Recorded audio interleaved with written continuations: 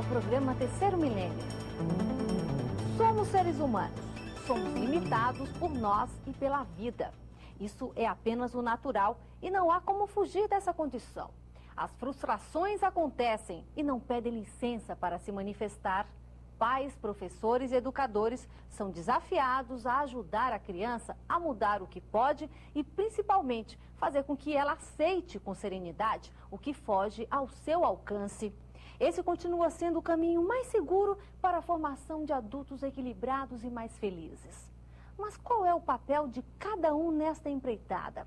Para falar mais sobre como lidar com as frustrações e limites da vida, está conosco a psicóloga Regina Elia. Ela vai ser entrevistada por Fernando Altemeyer Júnior e Luciana Bertacchini. Mas antes, acompanhe nossa reportagem. O Terceiro Milênio está começando.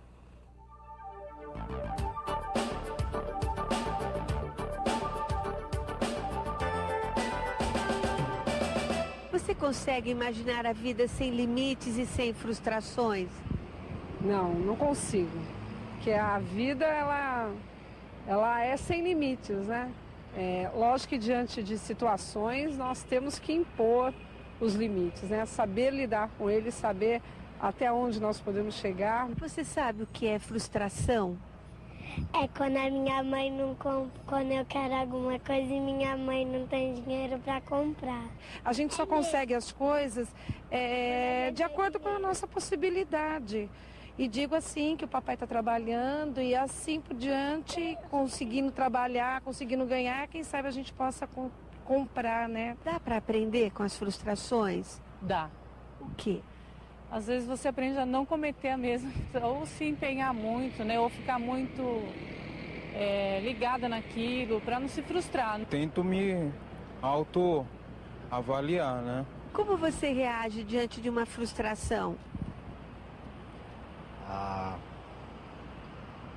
Bem triste. Eu vou correr. Eu pratico Cooper, porque pelo menos é uma forma que eu tenho. Fico bastante assustado que isso pode causar algum dano dentro de mim, né? Mas a gente consegue levar a vida do jeito que ela está sendo, né? Procuro não deixar bater, só isso. E tentar ir atrás do que eu quero. Posso já dizer a verdade que como qualquer ser humano reagiria, né? Tristeza, angústia, depressão, coisas desse tipo. Psicóloga formada pela Universidade Católica de Santos e atualmente presta consultoria psicológica a pais, berçários e escolas. Boa noite, Regina. Boa noite, Fernando. Boa noite, Regina. Seja bem-vinda ao Terceiro Milênio. Regina, vamos entender melhor o que é a frustração do seu ponto de vista, para depois relacionarmos esses sentimentos, se é assim que eu posso dizer, na educação dos filhos. Luciana, veja, no meu entender, a frustração, ela é a consequência do limite que você coloca. E nós, enquanto educadores, devemos ajudar a criança a elaborar, a desenvolver resistência à frustração. Então, pera um pouquinho, deixa eu ver se eu entendi. É aquilo que está depois do limite ou aquilo que está quando eu dou de cara com o limite ou que está antes do limite e eu não cheguei lá?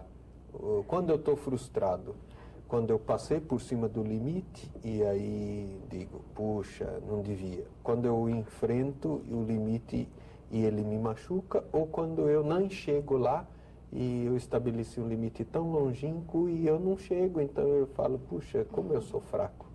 Quando é que eu estou frustrado? Parece um pouco no A, no B ou no C? Eu acho que nos três.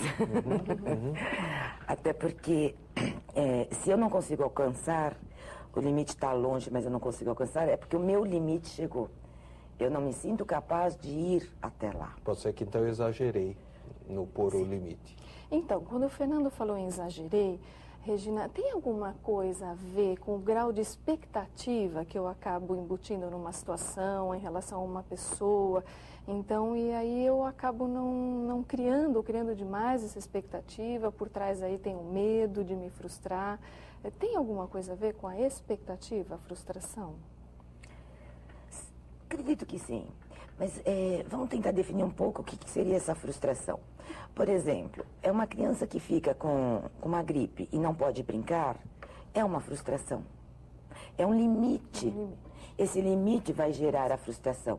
E nós temos, como educadores, sermos adequados para compreender e ajudar a criança nesse momento da frustração. Tá? Ela não vai poder brincar. Ela vai poder sair para brincar porque ela está com gripe. Então, como é que eu posso ajudar essa criança a elaborar essa frustração? Explicando. Explicando, estando com ela, mostrando que existem os limites. Fazendo coisas alternativas, eventualmente. Sim. Eu não posso sair fora, mas posso com ela contar uma história, descobrir outros caminhos. Sim. Aí eu reelaboro a frustração. Reelabora. Você reelabora. Não serão todos os momentos que você vai poder fazer isso. Certo, mas a vida nos coloca sempre diante de situações de escolha. E quando é escolha, você está diante de um limite. E quando a frustração é criada pelos pais? A criança está muito bem, obrigado, mas são os pais que exageram, que querem que ela faça coisas que ela não quer. Eu pensei não tem em isso notas também? Na escola também, um desempenho escolar que os pais acabam embutindo na criança. E para ela está bem aceita, ela tem o seu limite interior bem resolvido, mas os pais acabam cobrando um pouco mais. Isso gera frustração ou ela é bem resolvida em relação a isso? Não. Nada bem resolvido? Não. Infelizmente a criança, ela passa a olhar os pais e ler qual o desejo que os pais esperam dela. Essa leitura está sempre subentendida.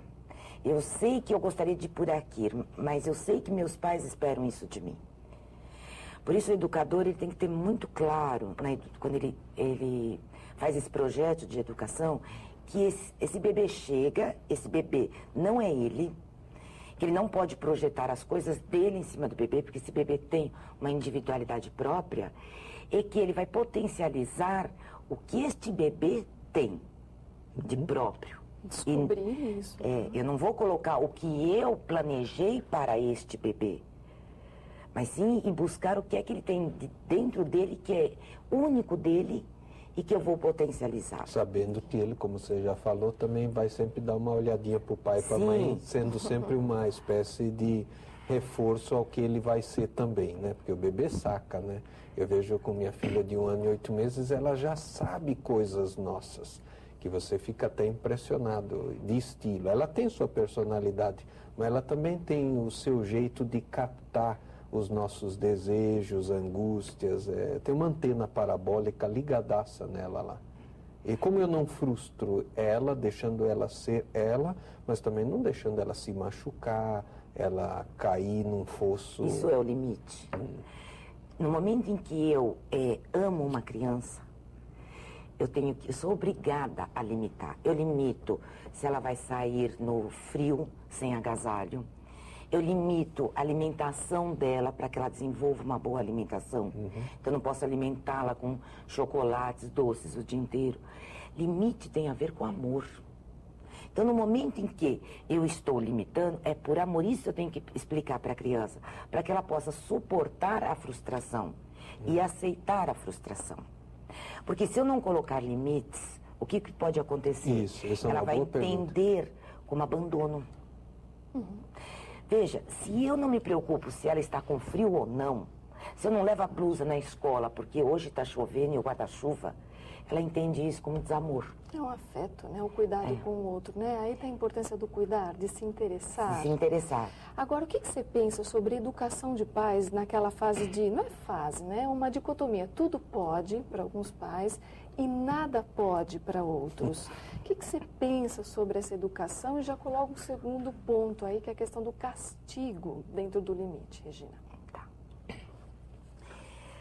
Bom, eu vejo assim. Quando eu projeto numa criança as minhas coisas, fica muito complicado. Porque eu vou proibi-la, limitá-la em tudo aquilo que eu achei que não foi bom para mim. Não, e eu vou permitir tudo aquilo que eu acredito que deveria ter sido permitido para mim. E acontece muito, não é? Eu acho que muito. O que é difícil acontecer é os pais perceberem que essa criança não são eles. Essa criança tem uma individualidade própria. Minha obrigação como educadora é formar, orientar dentro do valor que essa criança veio para o mundo. Aí entra o conceito de Deus. Por que eu estou aqui no mundo? Qual é a minha vocação? Tá? O que é que eu tenho que desenvolver? Agora, eu tenho que ter uma dosagem nesse limite. E vai depender do meu equilíbrio enquanto adulta. Se eu não for uma pessoa equilibrada, eu posso determinar que essa criança não deva comer hoje, porque ela está de castigo. Isso é muito complicado. O educador, a princípio, e educador eu chamo pais, professores, avós, todo mundo que está em volta da criança, desde os empregados da casa. Se esses educadores não tiverem muito claro o que é a educação emocional da vida da criança e também física, eles vão comprometer a personalidade dela. Então, deixa eu lhe fazer uma pergunta. Parece boba, mas só pode haver castigo se a pessoa estiver serena. É a minha tese. Se a pessoa, ao aplicar o castigo, estiver nervosa, é um mau sinal de que o castigo vai ser brutal, inadequado. Não é isso um pouco? Quando a mãe está muito nervosa, o castigo não dá certo. Ou até físico. O pai. Bárbara, isso que você falou, me lembra até quando eu vejo pais falarem, mas essa criança me tirou do controle. Eu acabei batendo porque ela me provoca. Isso. Tira do sério. Tira do sério. Veja, como é que uma criança de 2 anos desse tamanho pode tirar um adulto do controle? Então, um adulto não é controlado. Isso, ele que está desequilibrado completamente. Então, você pode encontrar uma criança que, de repente, fala, olha, não doeu.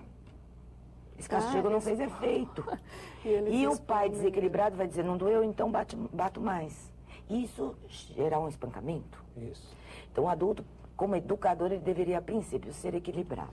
Agora, Regina, o corpo é muito reativo, né? Você ter um castigo, submeter um castigo físico, pode gerar aí uma semente de violência, será que não? Como é que eu vou aprender que é o amor? Primeiro eu vou estar aprendendo que o amor vem através do bater. Aí nós vamos ter comportamentos lá na frente de pessoas que precisam apanhar para poder achar que a pessoa gosta dela. Tá? Depois, essa criança, você vai dizer para ela, olha, não bata no seu amiguinho. Mas se ela